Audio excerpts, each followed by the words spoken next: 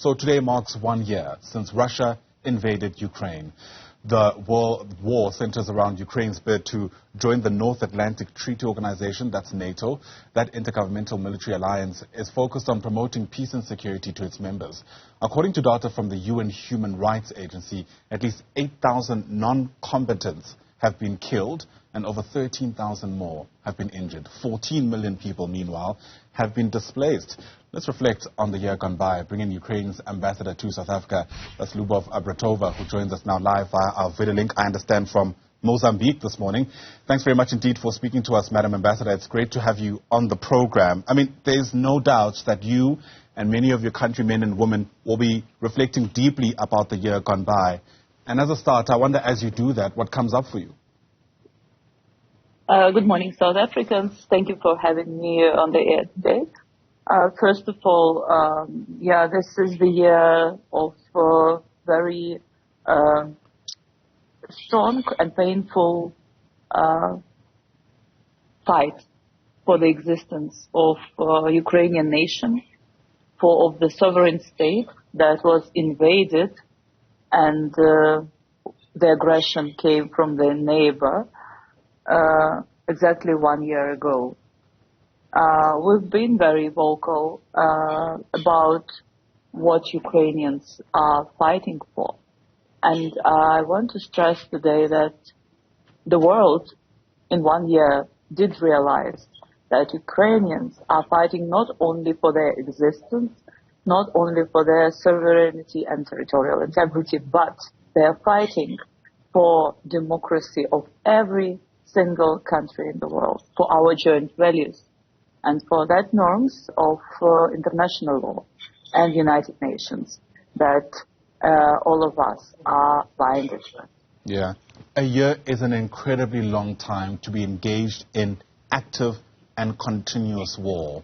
I mean, we're showing now visuals of certain parts of the countries that have really, where buildings have been razed to the ground. But I wonder, from the conversations you've been able to have with people in Ukraine, how you would describe how they're feeling 1 year on.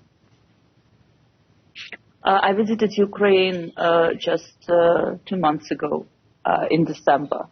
And I can tell you from my own experience, not from what my people are saying. The people are very resilient, resistant, and strong. What unites them is the belief in our defenders, in our army, and in ourselves. What unites us today even more than before is that we know that we are standing on the right side of the history. We are fighting for good. We are fighting with evil. It is very strange to see how the country is trying to survive, to move its economy, to develop different industry, not only under the aggression, part annexation of its territories, but under the everyday shellings and missile attacks of the enemy.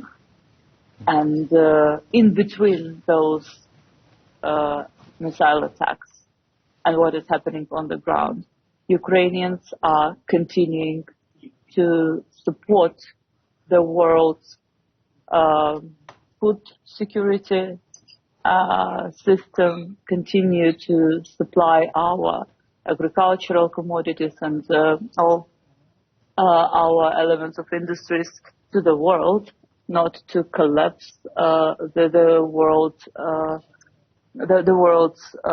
food security. Right. It's very interesting. Yeah. Absolutely. I mean, we've been all privy to the kind of cause to effect when it comes to just how economically the world has been dealt a great challenge because of what's taking place in this war. But you mentioned being on the right side of history in that response, and obviously that allows us to speak about where South Africa has kind of placed itself, especially at an international level. I mean, as recently as yesterday, the UN General Assembly was voting on a resolution for there to be a just and lasting peace in Ukraine. It's a resolution that passed, but again, not with the help of South Africa, who abstained. It's very important to speak about yesterday's vote. And, what we've seen the stable, continued untiredness in solidarity with Ukraine of the world. Unprecedented. 141 votes in favor. And let's look at how Africa did vote. So out of 54 countries in Africa, 30 countries vote in favor, as you said, of long-lasting peace. But not only that, if you look in the text of the resolution that was supported and voted in favor, it is about sovereignty and territorial integrity. It is about non-use of weapons on the territory of independent country.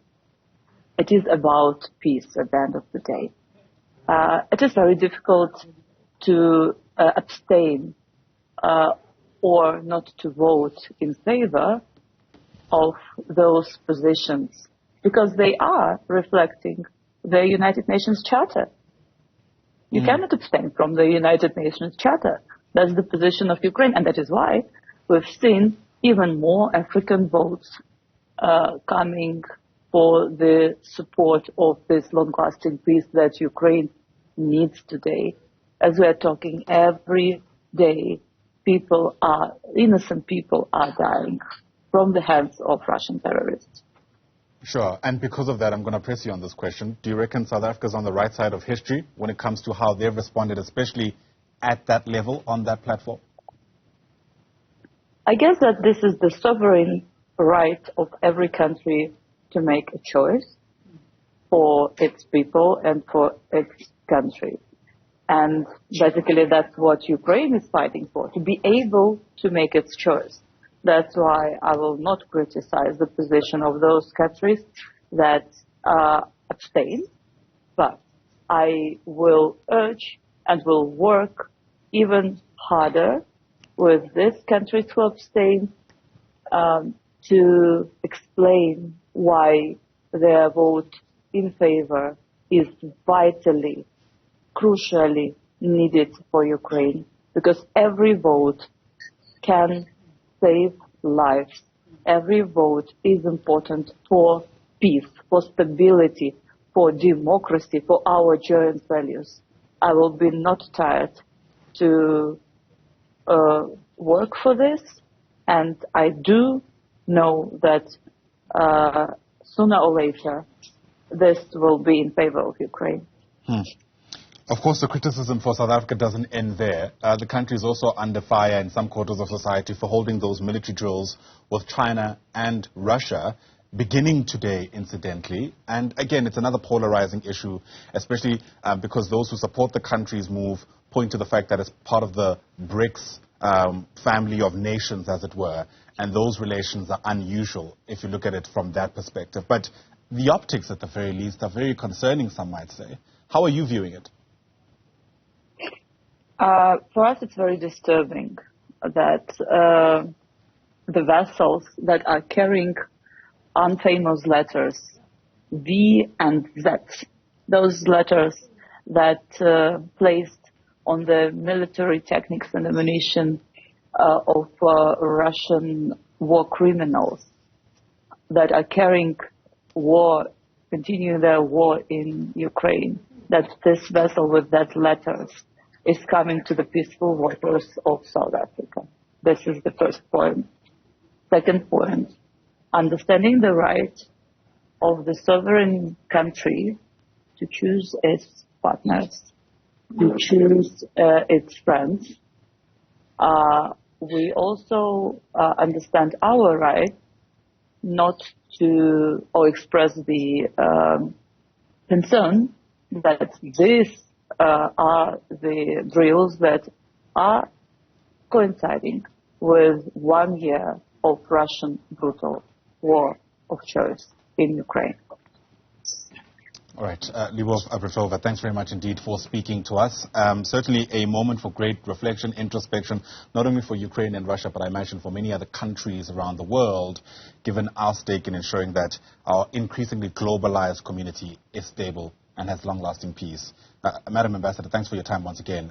Liubov Abravitova, Ukraine's ambassador to South Africa.